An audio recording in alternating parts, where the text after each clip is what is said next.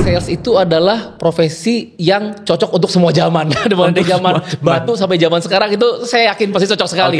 Karena di mana itu ada demand, di situ ada supply. Benar. Di situlah terjadi sales, jadi kan. Pasti ada kebutuhan. Pasti ada kebutuhan. Kalau saya belajar teori-teori tertentu kan ada yang sering kita harus belajar in their shoes. Iya. Nah, menurut Mario gimana? Kalau kita sebagai sales menempatkan posisinya supaya kita paham dengan kebutuhan dari customer. Justru Gen Z di zaman sekarang ini ya sangat diuntungkan sekali dengan kondisi dan juga luxury fasilitas digitalisasi yang mumpuni gitu. Jadi mereka juga sangat mudah sekali Bro Ronald untuk mencari berbagai macam informasi di luaran sana dengan hanya satu klik di tangan mereka gitu. Kalau kita berbicara skill apa yang perlu dipersiapkan Gen Z untuk bisa menjadi seorang sales profesional, kira-kira apa Mario?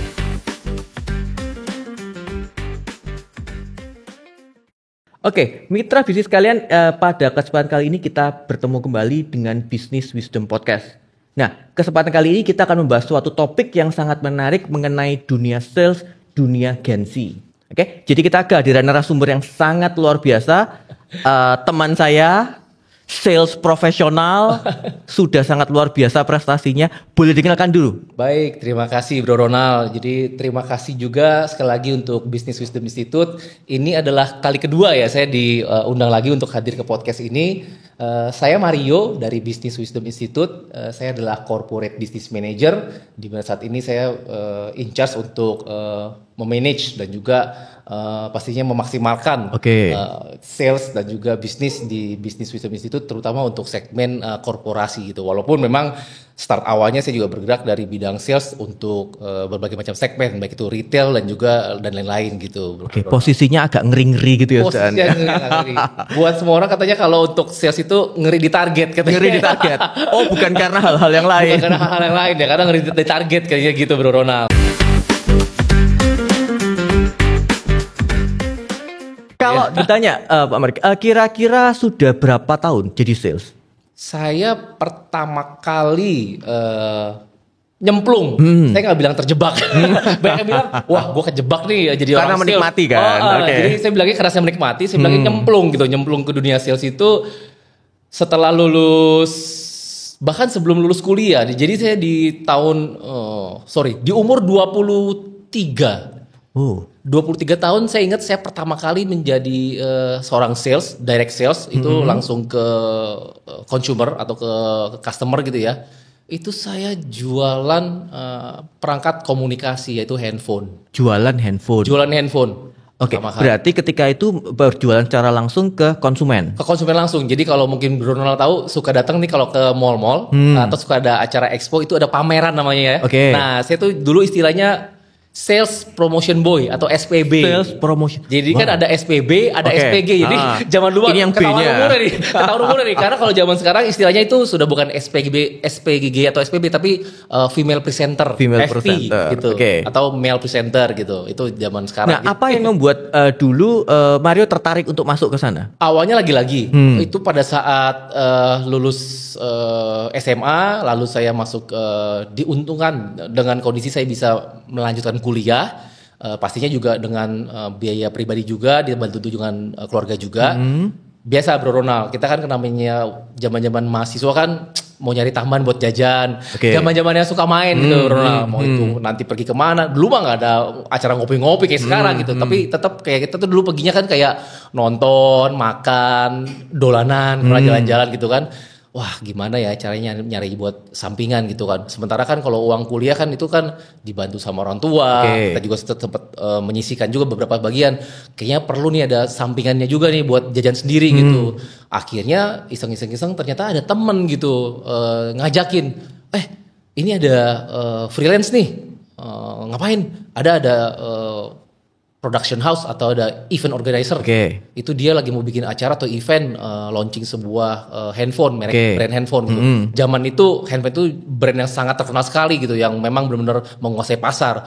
Akhirnya gas langsung gitu kan. Saya ambil, akhirnya disitulah saya bukan terjebak, nyemplung jadi seorang sales untuk pertama kalinya. Nah, ketika kita mau melakukan sesuatu kan kita pasti merasa punya kelebihan skill lah.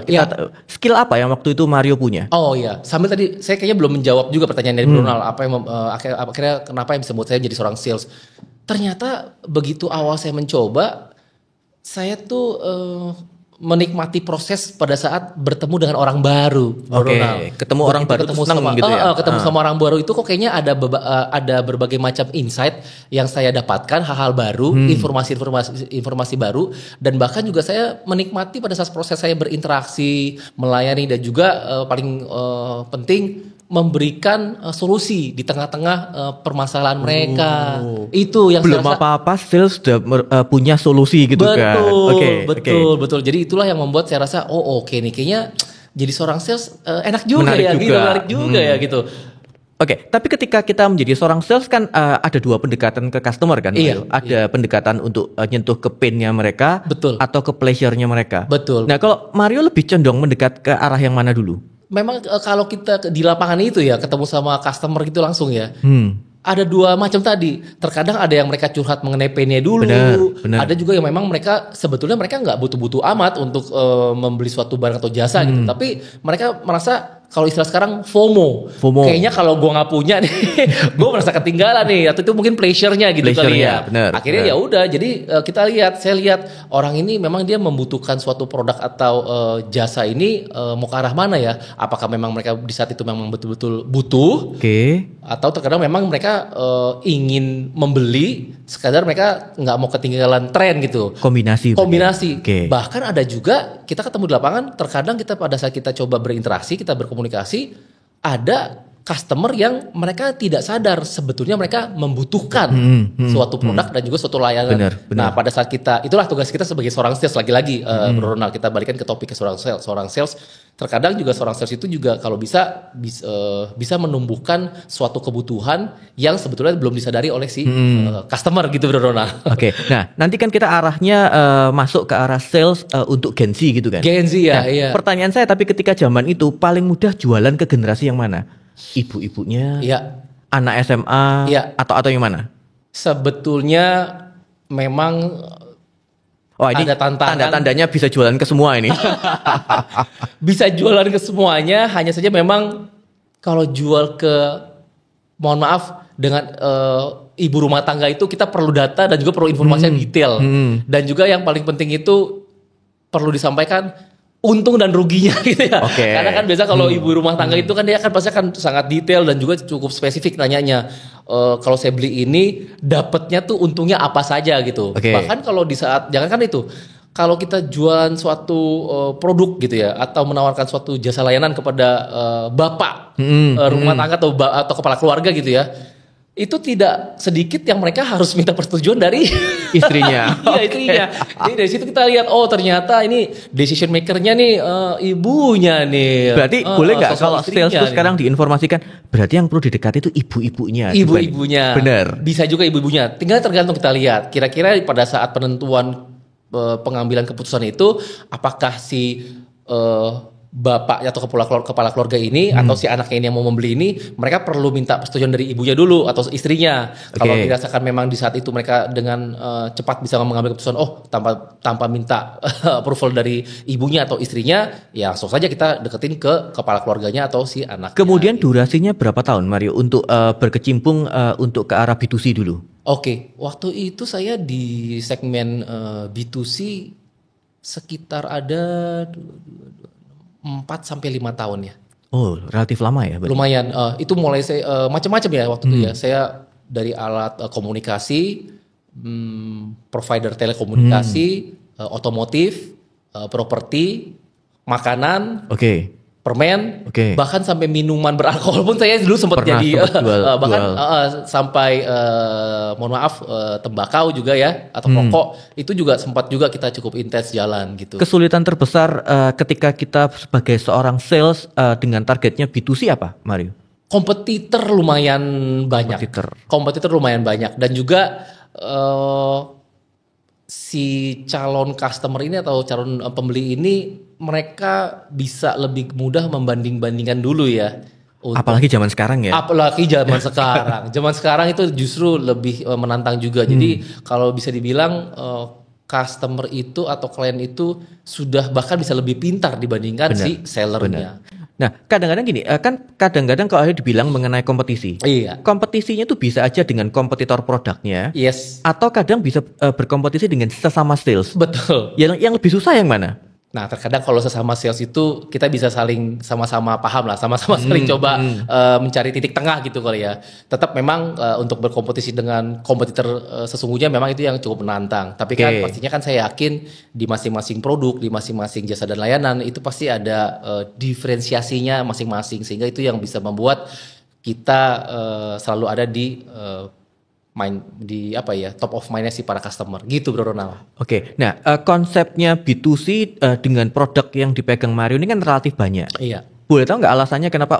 Saya pernah merasakan menjual ini, atau karena itu di waktu yang bersamaan menjual banyak produk atau gimana? Kebetulan memang pada saat itu sering banget saya di waktu yang hampir bersamaan, jadi bulan ini sampai bulan depan untuk perangkat telekomunikasi, lalu lanjut properti, lalu lanjut provider untuk telekomunikasi, lanjut lagi produk lain. Jadi memang variatif sekali, Bro Ronald. Kalau ditanya 3 skill utama yang harus dimiliki seorang sales B2C apa? Satu, dia harus pinter tetap ya, dia harus mumpuni dalam hal sales harus pinter ya Mario ya? Pinternya itu macam-macam. Pinter sih bukan berarti dia harus pinter secara akademis ya. Sekali lagi saya mau pastikan nggak harus yang mesti jadi profesor untuk jadi seorang sales yang handal. Enggak. Bahkan di sini kalau saya boleh mungkin istilahnya street smart ya. Oke, street smart. Ya, pintar membaca suasana atau pintar membaca situasi di lapangan gitu. Itu satu teknik bertanya atau tadi probing skills. Tetap dia harus bisa menggali kebutuhan yang memang benar-benar real apa yang dibutuhkan oleh customer. Oke, yang ketiga? Ketiga, ini yang paling sering ditemukan di lapangan. Bagaimana kalau nanti produk atau layanan kita itu dibandingkan dengan kompetitor. Product knowledge-nya berarti harus menguasai banget. Selain product knowledge juga bisa dilihat dengan kompetitor seperti ini, kira-kira poin-poin apa yang bisa kita kedepankan ke customer supaya customer merasa kayaknya saya lebih cocok deh dengan produknya yang ditawarkan oleh si Mario ini. Begitu, Bro. B2C sudah punya pengalaman berapa tahun? Ya, 4-5 tahun. Lalu tiba-tiba mulai masuk, berarti ranahnya pindah ke B2B. Ya, akhirnya saya masuk. Yang membuat mendorong, memotivasi Mario untuk pindah ke sektor B2B? Pada saat itu sempat ditawarin saya untuk lagi-lagi menjadi seorang sales untuk segmen corporate atau B2B, business to business. Ada satu rasa penasaran. Nah, mungkin ini Pak Bro Ronald. Kayaknya seorang sales dan juga mungkin bukan profesi sales juga ya. Mungkin untuk teman-teman Gen Z juga harus punya sense of istilahnya curiosity ya. Curiosity-nya tinggi ya. Karena kenapa? Kalau dengan kita punya rasa penasaran yang tinggi, itu akan secara otomatis membuka wawasan kita untuk mencoba hal-hal baru dan juga mencari hal-hal baru yang seperti apa nih yang mungkin kita perlu dalami gitu. Jadi pada saat itu saya penasaran kali ya. Saya udah pernah jualan macam-macam untuk yang di customernya, untuk di consumernya ya, yang untuk B2C-nya. Rasanya gimana ya kalau saya coba untuk handle mengurusi bisnis dan sales di aspek korporasi atau B2B gitu. Menarik. Jadi mitra bisnis sekalian, kita akan kembali nanti di sesi yang kedua untuk mengeksplor lagi tantangannya apa sih untuk masuk ke dunia B2B itu seperti apa, bersama nanti dengan Mario kembali. Oke, mitra bisnis sekalian, kita kembali lagi di Business Wisdom Podcast bersama dengan tamu kita, Mario. Yes. Mario, tadi kita sempat diskusi mengenai konsep bekerja sebagai sales di B2C, kemudian sudah beralih ke B2B.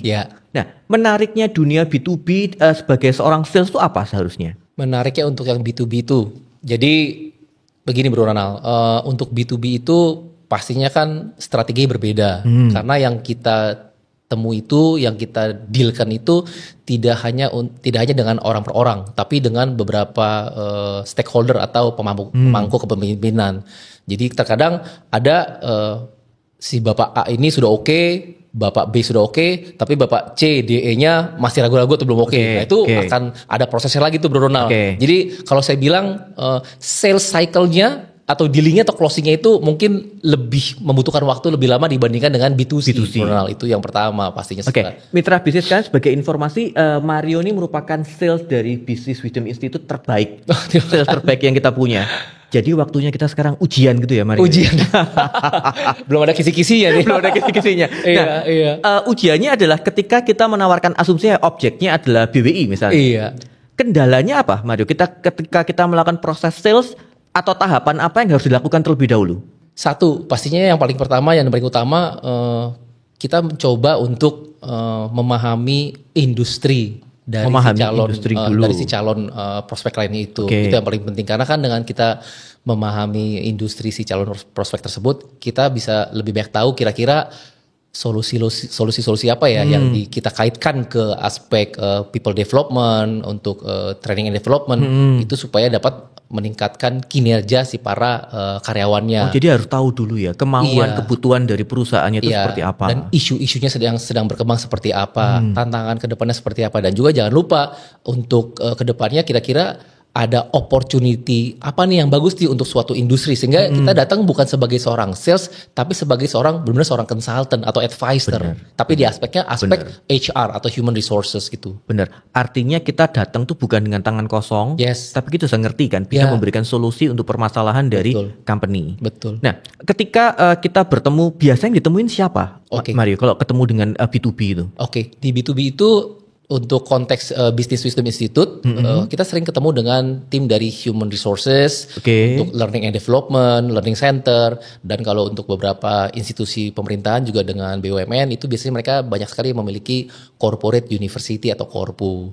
Nah, jadi kita intensnya kontaknya dengan beberapa pihak tersebut. Walaupun tidak tertutup kemungkinan selain bertemu dengan pihak-pihak tersebut, kita juga ketemu juga dengan bagian atau divisi di aspek bisnisnya gitu bro. Ya, kalau secara track recordnya kan Mario ini memang memiliki histori pernah menghandle perusahaan-perusahaan besar di Indonesia, baik itu yang swasta maupun yang dari pemerintahan.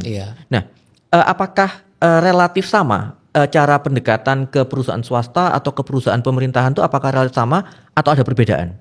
Pastinya ada perbedaan, Ronald. Jadi memang karena masing-masing perusahaan dan masing-masing industri itu pastinya memiliki preferensi yang berbeda-beda, dan juga pastinya memiliki satu lagi KPI atau objektif yang berbeda-beda gitu. Ada memang mereka berorientasi pada hasilnya langsung ke bisnisnya seperti apa.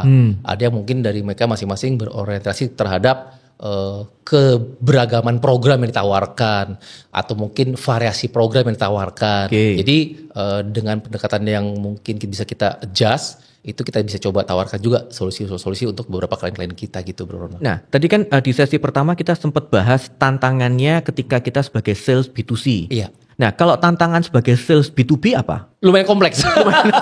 Lumayan kompleks. Karena B2B itu suatu hal yang memang kita dealingnya tidak hanya dengan satu orang saja, dengan berbagai macam orang, dan juga kan pasti juga di berbagai macam pihak yang kita temui itu kan memiliki preferensinya masing-masing gitu. Ada yang memang mereka inginnya cari yang sangat bagus tapi murah. Juga ada yang pengen nyarinya yang hal-hal yang baru, hal-hal yang inovatif gitu kan.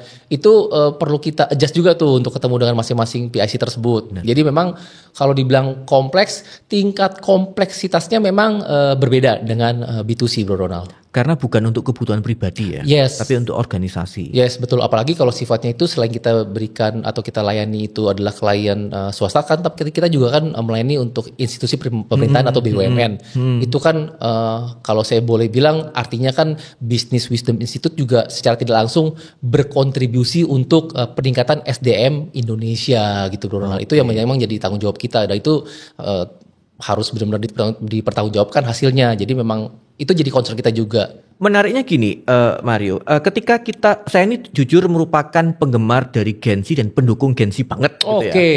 Ketika sales ini ternyata merupakan profesi yang menjanjikan, yang menarik. Menurut Mario, profesi ini cocok nggak untuk diterapkan atau dijalani sebagai Gensi? Sebelum saya masuk ke spesifik topik itu, sales itu adalah profesi yang cocok untuk semua zaman. Dari zaman batu sampai zaman sekarang itu saya yakin pasti cocok sekali. Karena di mana itu ada demand, di situ ada supply. Benar. Di situlah terjadi sales, jadi kan. Pasti ada kebutuhan. Pasti ada kebutuhan, betul. Nah, dikaitkan kepada teman-teman Gen Z, saya juga setuju sekali. Apalagi zaman sekarang saya lihat teman-teman yang di generasi Gen Z ini, di mana mereka sudah sangat melek sekali terhadap dunia digital, dengan artificial intelligence, dengan internet of things gitu ya. Itu bahkan saya rasa mereka bisa lebih cepat dalam akselerasi pembelajarannya sebagai seorang sales. Karena mereka bisa belajar dari berbagai banyak media, mau itu nanti dari sosial media macam-macam lah gitu Bro Ronald. Nah tinggal bagaimana dia mendapatkan feel-nya, bagaimana si para teman-teman Gen Z ini bisa mendapatkan suatu trigger yang meyakinkan bahwa memang ya sales itu adalah profesi yang cocok buat saya gitu. Dan saya yakin sekali tidak tertutup kemungkinan memang Gen Z ini untuk menjadi seorang sales sudah sering saya temui juga kok di berbagai macam segmen atau di berbagai macam layanan dan produk. Karena mereka saya kasih contoh sedikit ya. Boleh. Bahkan terkadang di sesama circle mereka sendiri ada 1-2 orang yang terkadang menawari skincare. Ada yang menawari mungkin layanan yang kalau kita bilang Just Tip. Itu kan dijualan juga. Itu kan sales juga kan. Itu kan teman-teman Gen Z juga sudah melakukan suatu proses sales gitu. Jadi menurut saya sangat cocok sekali dan sangat bisa sekali profesi sales itu digeluti oleh para teman-teman Gen Z gitu Bro Ronald. Kemudian gini, Gen Z kan pasti punya karakternya sendiri dibandingkan generasi lain gitu. Betul. Kira-kira apa yang membuat Gen Z ini bisa menjadi unggul ketika menjadi seorang sales, Mario? Sepemahaman dan juga sepengamatan saya, Gen Z ini memiliki rasa penasaran yang cukup tinggi kalau tidak salah. Curiosity tinggi banget. Karena kenapa? Karena mereka sadar bahwa di saat mereka itu sedang penasaran dengan suatu hal, mereka bisa dengan sangat cepat untuk mencari di internet secara digital. Salah satu hal dari Gen Z ini kan gini, cara komunikasinya mereka relatif berbeda. Yes. Kalau mungkin generasinya kita tuh tingkat sopan santunnya agak tinggi gitu kan. Gen Z kan bukan gak sopan, tapi memang itu cara komunikasinya mereka, keunikannya mereka. Selengeannya agak tinggi. Nah, kalau masuk ke dunia sales, apalagi kita masuk ke B2B. Bisa cocok gak dengan karakter si Gen Z yang dalam tanda kutip selengean ini? Oke, artinya berarti rasanya dari aspek komunikasi, jadi dari aspek cara mereka berinteraksi itu ada yang perlu di-adjust lagi beberapa hal. Karena kan cara atau gaya mereka berinteraksi sehari-hari dengan gaya selengannya mereka itu dengan yang sifatnya straight to the point, ngomong apa adanya, tidak suka basa-basi. Hal itu mungkin mereka bisa terapkan di dunia pekerjaan mereka sehari-hari, di dunia pertemanan mereka sehari-hari. Tapi begitu mereka masuk ke dunia profesi mereka sebagai seorang konsultan atau sebagai seorang karyawan, itu mungkin perlu mereka adjust lagi karena itu adalah interaksi dengan atasan atau dengan klien, dengan customer. Itu yang perlu disesuaikan. Soalnya rasanya juga kurang cocok kalau dia mengadopsi gaya bicara atau gaya interaksi mereka sehari-hari dengan dunia profesionalisme. Itu yang mungkin perlu diperhatikan kali ya Bro. Berarti Gen Z itu harus sering buka-buka Instagramnya Business Wisdom Institute. Nah, saya baru mau ujung ke sana yang cocok gitu. Buat mereka apa? Mario, materi yang cocok buat Gen Z supaya bisa beradaptasi. Communication skills kita ada, ya. Lalu tetap juga untuk yang selling skills yang kita miliki juga perlu mereka pelajari juga, ya. Dan apalagi juga self leadership. Lalu yang paling penting ini Bro Ronald, yang mungkin saya boleh sarankan emotional intelligence. Mitra bisnis kalau sales jati itu kayak gini, ditanyain produk knowledge-nya langsung bisa keluar semua. Nah, gini Mario, kadang-kadang kan Gen Z itu juga generasi yang cepat bosen. Ya. Nah, ketika generasi yang cepat bosen dimasukkan ke dunia sales, efeknya apa ya? Pengaruhnya apa? Oke, jadi Gen Z ini cenderung suka rasa bosan gitu ya pada saat menjalankan profesinya dia gitu ya di dunia pekerjaan. Memang perlu kita terus berikan tantangan-tantangan baru. Setuju. Industri-industri baru, hal-hal baru. Dia sudah masuk ke tahapan sudah berhasil mendilkan suatu project. Dikasih tantangan jangan langsung signifikan yang kompleks. Ditambah lagi sedikit, lebih satu langkah lebih advance, satu langkah lebih tinggi lagi. Jadi dengan tantangan baru itu rasanya mudah-mudahan si Gen Z ini yang katanya penuh dengan jiwa petualang atau adventure-nya tinggi. Jadi mereka itu senang gitu dengan hal-hal baru. Mereka pasti kalau dikasih hal-hal yang itu lagi, rutinitas lagi, makin bosan. Jadi kalau kita kasih hal baru lagi, tantangan baru lagi, tapi diberikan step by step, langkah kecil gitu ya, itu akan secara tidak langsung membuat mereka lebih senang, lebih menemukan hal baru, dan pastinya secara skills juga kita juga secara tidak langsung mendongkrak skill setnya mereka gitu, Ronald. Setuju. Iya. Yang saya ingat kita juga punya materi mengenai agile leadership. Agile leadership. Jadi artinya kan ini sangat cocok buat Gen Z. Iya. Nah, Tapi ketika Gen Z ini kan juga punya kelebihan. Ya. Artinya mereka sangat paham dengan teknologi. Betul. Nah, ketika kita berprofesi sebagai sales, seberapa baik teknologi itu bisa mendukung pekerjaan sebagai seorang sales? Pastinya, dan saya yakin justru Gen Z di zaman sekarang ini ya sangat diuntungkan sekali dengan kondisi dan juga luxury fasilitas digitalisasi yang mumpuni gitu. Jadi mereka juga sangat mudah sekali Bro Ronald untuk mencari berbagai macam informasi di luaran sana dengan hanya satu klik di tangan mereka gitu. Oke, nah tapi kan kadang-kadang gini, akhirnya ketika teknologi itu dimanfaatkan, karena saya punya cerita gini, Mas. Iya. Kalau background saya ketemu dengan mahasiswa, Iya. public speakingnya nggak terlalu lancar. Iya. Tapi kalau suruh teks, Iya. suruh chat, Iya. luar biasa. Nah, kalau dalam dunia sales, caranya, karena kan sales harus bisa komunikasi juga kan, harus bisa menjelaskan. Betul. Nah, untuk mengisi gap ini yang harus dilakukan berarti apa? Satu, tetap manajemen harus mensupport, terutama hal ini adalah leadersnya mereka, leaders si para Gen Z ini. Kalau memang mereka sudah bekerja atau bergabung dengan suatu organisasi ya, itu tetap soft skillsnya mereka di aspek tadi public speaking, communication skills itu harus dilatih dan juga diberikan pembekalan juga gitu. Jadi memang lagi-lagi saya jualan lagi nih untuk program BWI. Jadi di BWI Business Wisdom Institute ada juga program mengenai public speaking, presentation skills dan juga communication skills for professional. Nah, untuk Gen Z yang saat ini mungkin belum bekerja atau mungkin belum bergabung dengan suatu perusahaan, itu mereka bisa belajar juga di berbagai macam sosial media gitu untuk mengenai bagaimana caranya dia berbicara, cara dia melakukan public speaking, cara dia melakukan presentation skills, cara dia berjualan juga. Itu mereka bisa belajar secara mandiri karena wah di dalam kanal-kanal internet itu sangat Luar biasa materi. Betul. Artinya gini, kemampuan public speaking itu bisa dipelajari ya, Marif? Bukan berarti itu anugerah yang diturunkan. Artinya kalau saya sebagai orang yang tidak bisa public speaking dengan baik, Ya. tapi bisa berubah menjadi memiliki kemampuan public speaking yang baik gitu ya? Ya, Pak Donald percaya nggak? Pertama kali saya diminta untuk public speaking di sekolah, saya kabur ke toilet Oke. dalam kondisi celana saya basah. Masa? Betul. Itu pertama kali saya disuruh public speaking di sekolah waktu itu. Lalu pengalaman lagi pada saat saya pertama kali diminta untuk presentasi langsung oleh leader saya. Ini saya sudah join di sebuah perusahaan konsultan juga. Saya diminta untuk presentasi di depan. Waktu itu jajaran manajemennya itu banyak, ada sekitar 3-4 orang itu. Saya ingat banget kenapa? Karena di saat pertama kali saya buka laptop, tangan saya gemeteran, kata-kata saya terbata-bata, saya grogi banget. Bahkan sampai leader saya bilang ke saya, tanya ke saya, kamu kenapa Mar? Oke.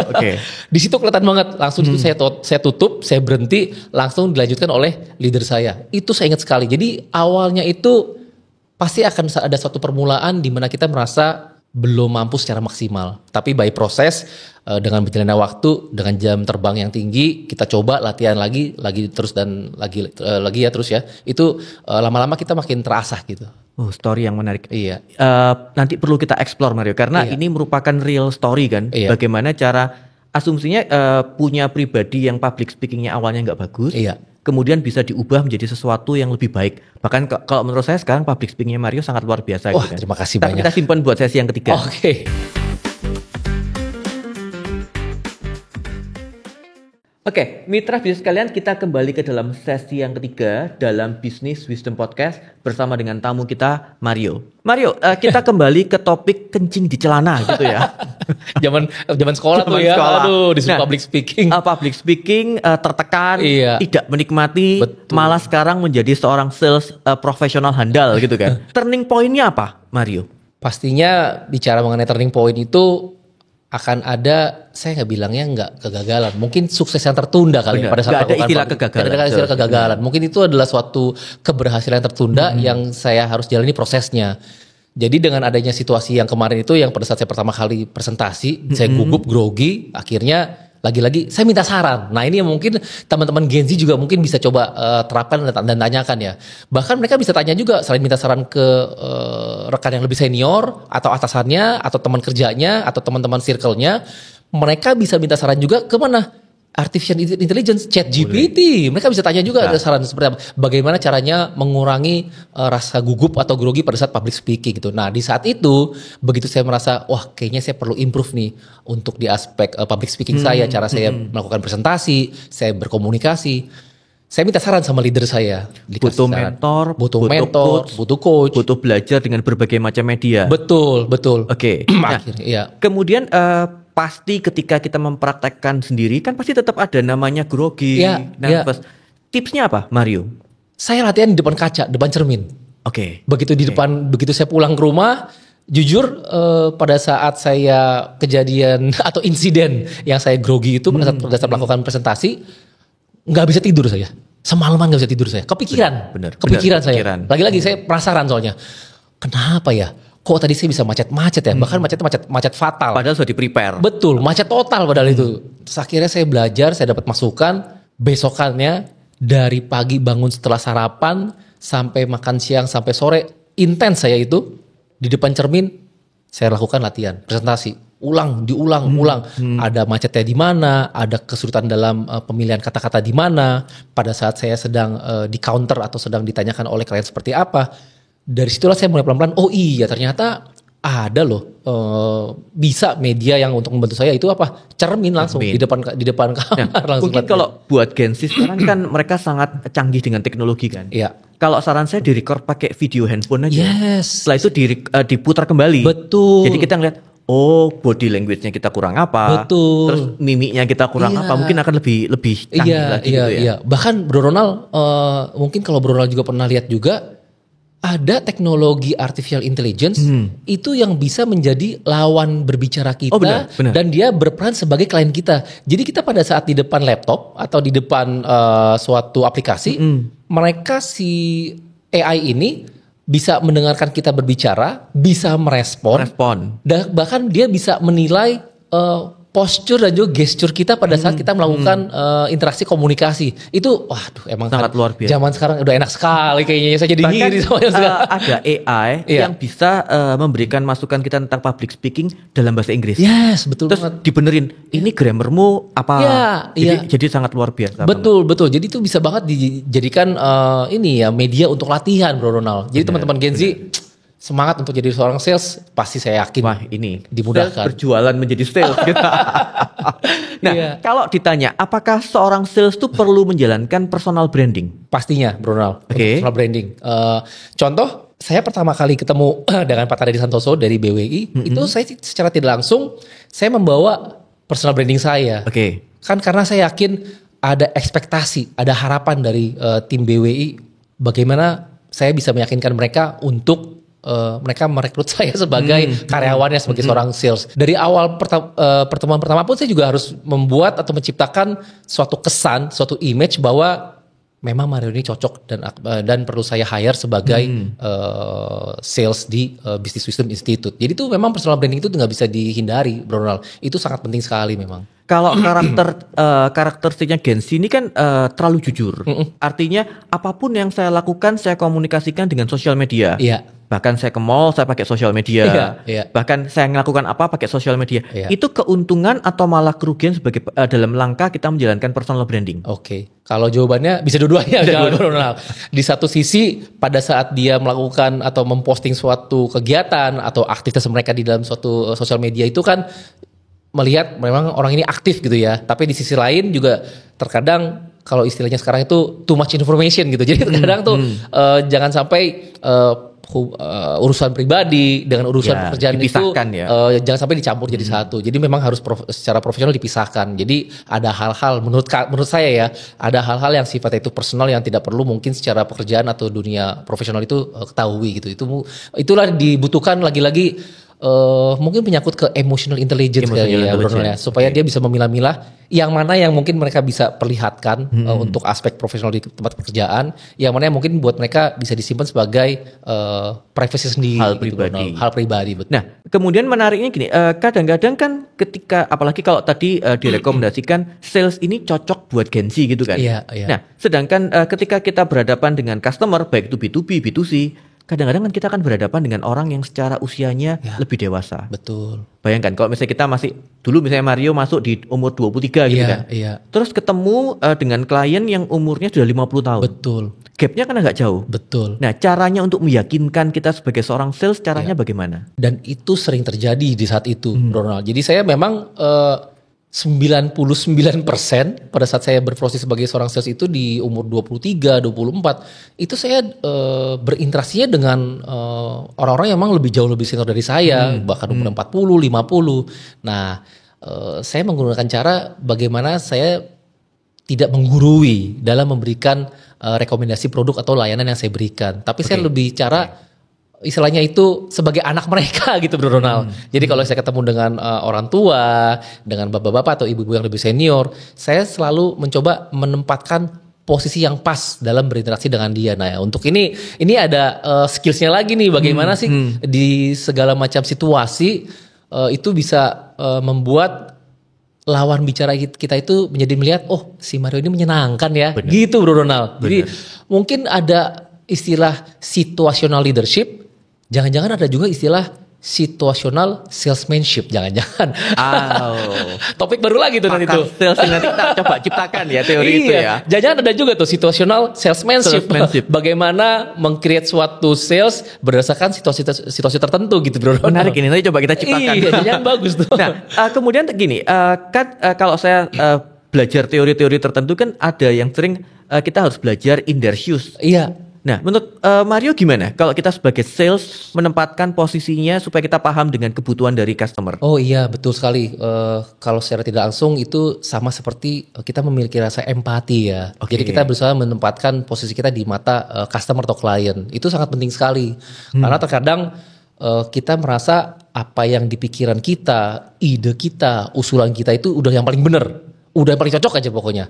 Cuman kan kita nggak tahu apa yang sebenarnya ada di dalam hati dan pikiran klien kita atau customer kita. Jangan-jangan apa yang kita sampaikan atau yang kita usulkan itu ada hal-hal yang mungkin mereka nggak berani sampaikan bahwa itu nggak sesuai dengan apa yang mereka inginkan. Benar. Jadi lagi-lagi ini memang suatu prinsip yang paling dasar banget. Jadi mungkin buat teman-teman Gen Z juga boleh di take note juga, berusahalah untuk menempatkan posisi teman-teman Gen Z sebagai seorang customer atau sebagai seorang klien gitu. Nah, ketika kita berusaha memahami klien, kemudian tapi kan klien ini karakteristiknya sangat beraneka ragam kan. Iya. Bagaimana caranya kita bisa memahami satu persatu kebutuhan dari kliennya kita? Iya. Itu kalau tidak salah lagi-lagi ada di dalam topik program sales kita tuh. Oke, jualan lagi nih Mari.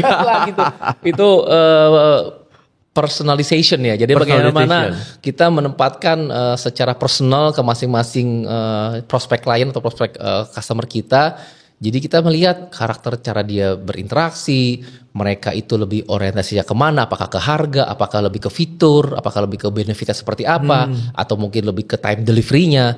Jadi dari aspek-aspek itulah yang kita bisa coba masuk gitu Bro Ronald. Karena memang saya setuju sekali, tipe-tipe customer itu sangat variatif sekali. Itu yang perlu kita coba pahami juga, kita bisa masuk dari aspek mana gitu Bro Ronald. Benar, artinya dengan semua product knowledge yang kita punya, nggak semuanya harus sajikan gitu. Setuju. Yang tergantung dari kebutuhan, kemudian kita tangkap, oh mereka ini maunya apa gitu. Karena kan kalau kita pakai AI enak, Tokopedia, Grab, kan personalisasinya banget sudah muncul banget kan. Tapi kan mesin. Sedangkan ketika kita berhadapan dengan manusia, kita berhadapan dengan emosi.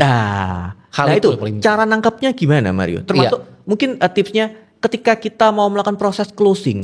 Indikasinya tuh apa sih? Oh ini waktunya closing kayak gitu. Iya. Itu berarti melihat indikasi closing artinya kan melihat buying signal ya. Nah untuk melihat dari aspek indikasi buying signal dan juga tadi di aspek emosional itu yang saya rasa perlu diperhatikan. Kita tetap intens melakukan bertanya ya. Bertanya. Istilahnya menjelajahi kebutuhan dia baik itu secara emosional dan juga secara bisnis. Karena kan manusia itu kan dalam melakukan proses transaksi ya, ada dia membawa aspek emosional juga dan juga aspek bisnis juga. Jadi kedua aspek itu yang tidak mungkin tapi harus kita akomodir gitu Bro Ronald. Kalau kita sebagai Genzi, Mario, rekomendasinya untuk menjadi seorang sales yang baik, apakah bisa langsung masuk ke dunia B2B atau harus punya pengalaman dulu, coba dulu ke B2C atau bagaimana? Iya. Saya rasa tidak tertutup kemudian dia langsung masuk ke dunia B2B, sangat bisa. Okay. Karena kan pastinya pada saat dia masuk ke segmen B2B, lagi-lagi dia perlu ada pembelajaran juga yang dia bisa dapatkan, baik itu secara mandiri mungkin lewat sosial media, lewat kanal-kanal pembelajaran yang lain-lain, dan juga tetap dia juga rasanya akan lebih maksimal kalau ditemani oleh coachnya atau mentornya, sehingga itu akan saling melengkapi gitu. Jadi untuk teman-teman